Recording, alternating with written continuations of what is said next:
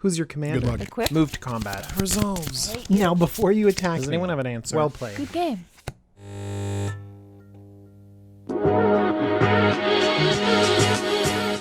Hello everyone, this is the Jumbo Commander YouTube channel, and I'm DJ talking to you about Standard Rotation Finance.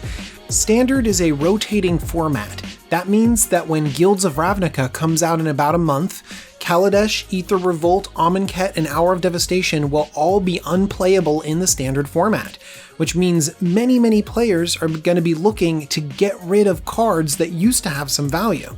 That means prices are going to be pretty low, and as Commander players, we care a lot about that because our format never rotates. We always get to play with these awesome cards. So let's jump right into Aether Revolt and talk about all of the great cards we can get. First thing I want to mention is that this is general advice about picking up great cards when they could be the cheapest. This does not mean that these cards are going to skyrocket in price and you're going to make your money back. But traditionally, this is the time when these cards are at their cheapest, so it's a great opportunity to get them for your commander decks. The first thing I want to talk about are some cards that are actually on the rise, and we might have missed their bottom. The first thing is Paradox Engine. This card did some weird stuff. We all know its power level, and I think a lot of people were afraid to buy into Paradox Engine because they saw it was so good they were afraid it was going to get banned. And when the ban didn't come, well, it spiked a little bit early, and people saw crazy synergies and how fun it was to play with, and so it kept on rising. So right now we're looking at a Mythic at $16, and honestly, I don't see it going down. I think it's only going up, so even though we missed the bottom, it's nice to jump in if you need some Paradox Engines. The next card that's been steadily climbing is Heroic Intervention. 1 and a green for an instant, permanents you control gain hexproof and indestructible until end of turn. This gives you protection. Protection is something that many decks in Commander sorely need. Heroic Intervention is going to be a staple of our format, and I know it might not be a flashy buy at $4.50, but it's not going down like the other cards, so maybe it's good to jump in because this effect is a necessity. So let's transition into another card where we missed the bottom, but it's still so cheap. I would say undervalued for how powerful this effect is. Scrap Trawler. 3 mana for a 3/2 artifact creature construct. Whenever Scrap Trawler or another artifact you control is put into a graveyard from the battlefield, return to your hand target artifact card in your graveyard with lesser converted mana cost. The price of Scrap Trawler has gone up significantly from its bottom of about 25 cents. The modern deck Krark Clan Ironworks demonstrates the power of Scrap Trawler, and so the price went up along with it. But still at $1.50, I think this is a good buy-in. There's also a promo available of Scrap Trawler, so the price isn't going to go up too high, but this effect is so great in any artifact deck. Not only can it provide combo potential like the modern deck KCI, but it also gives you a certain amount of board wipe protection, especially if you have a battlefield full of artifacts, because if they wipe your board with a Vandal Blast, normally you might just scoop up all your cards and get out of that game, but Scrap Trawler lets you trigger for every card that went to your graveyard, and maybe you can rebuild your board somehow. This was an incredibly powerful set for artifacts, and so I'm going to lead in with War of Invention. X blue for an instant with Improvise. Search your library for an artifact card with converted mana cost X or less, put it onto the battlefield, then shuffle your library. This is a Chord of Calling, but for artifacts. It's a very powerful effect. We know that from Chord of Calling. War of Invention, being able to get any artifact at instant speed. Well, honestly, it's got all of the combo potential, being able to get the missing piece straight onto the battlefield at instant speed, or just something simple like more mana or a board wipe. Next up, we have the most expensive card on this list. It's Walking Ballista. XX for a 0/0 artifact creature construct. Walking Ballista enters the battlefield with X +1/+1 counters on it.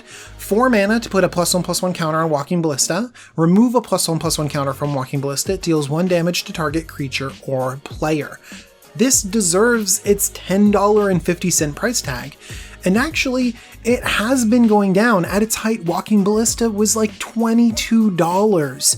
So rotating out of Standard, although it hasn't bottomed out the price, has made it a little bit more affordable.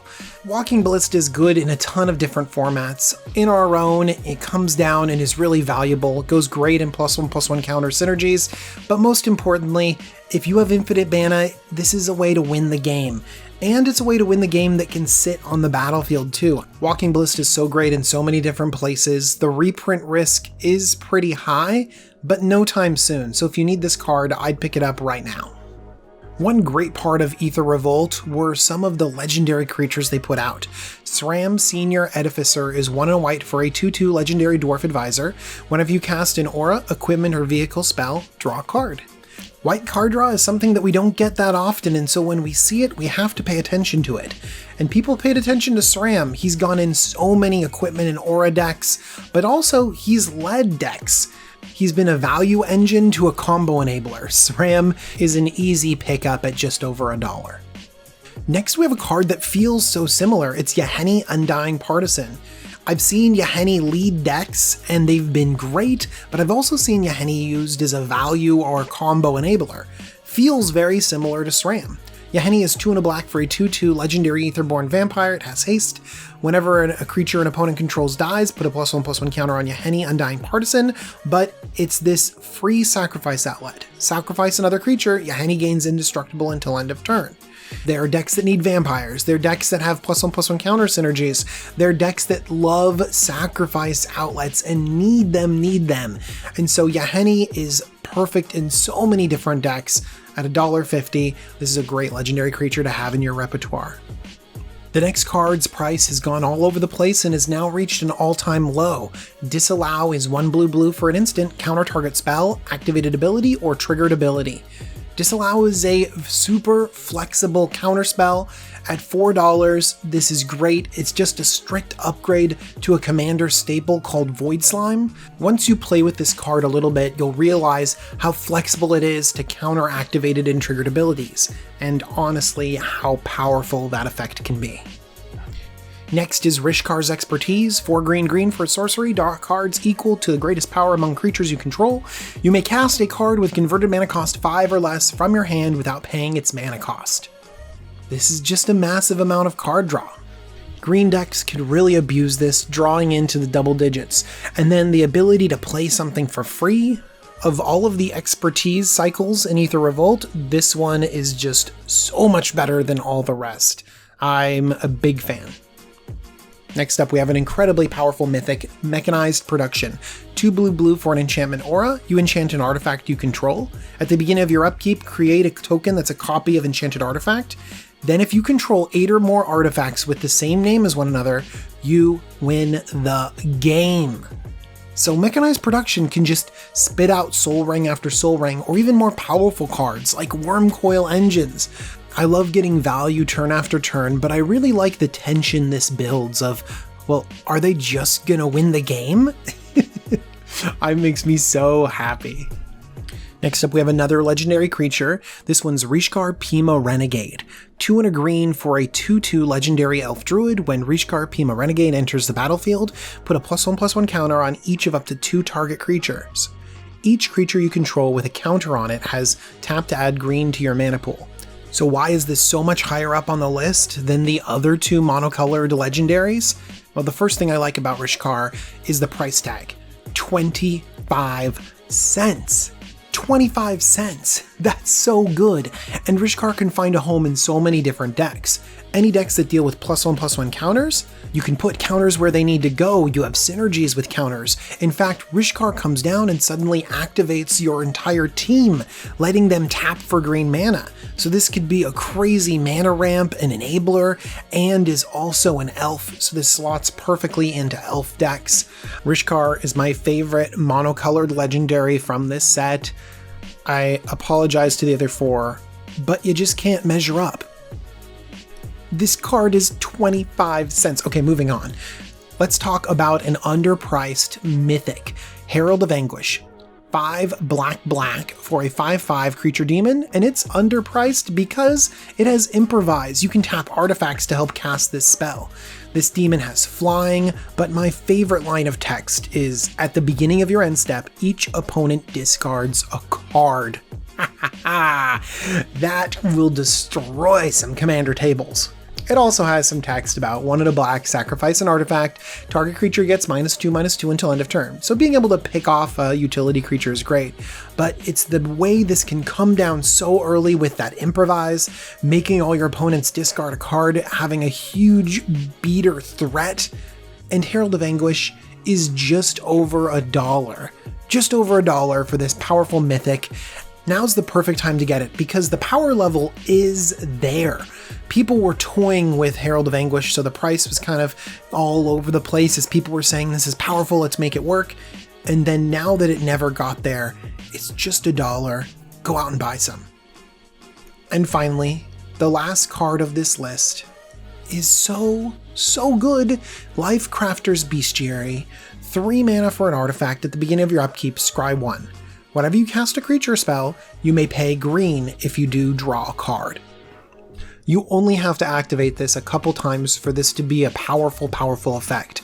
And people often overlook that scry 1. Scry 1 is huge as well. I also really like that in a lot of creature heavy decks, sometimes in the late game, you draw a mana dork and you just feel so bad. But when you transform your mana dork into an elvish visionary, then you feel pretty good. You get your redraw, and sometimes you can chain a few of these together and start moving through your deck. Lifecrafter's Bestiary is my favorite type of card because it synergizes with what you already want to be doing, and it smooths out your entire commander game, making you less likely to get stalled and really not have very much fun. So Lifecrafter's Bestiary at 50 cents. Go buy some for your green decks. If you want to see these cards all listed out, there's a link in the description that'll take you to tcgplayer.com. They sponsor Jumbo Commander, but I use them. I have bought all of these cards from tcgplayer.com, and the reason why is because they're the cheapest. I just want to buy inexpensive Magic cards, so I do it at tcgplayer.com. I also want to thank my patrons. Thank you very much, patrons. Stay tuned to the Patreon page because I'm going to be giving away tons of cards from Kaladesh, Aether Revolt, Amonkhet, and Hour of Devastation. I've bought all of them, and I'm going to be giving tons of random giveaways. So thank you for being patrons, and stay tuned for prizes. And thank you for watching this video. If you want to learn more about Jumbo Commander, you can tweet at me, leave a comment, I don't know, all the normal YouTube stuff. I'm going to see you pretty soon because I'm going to put out an Amonkhet video right away because so many good Commander cards. Alright guys, bye.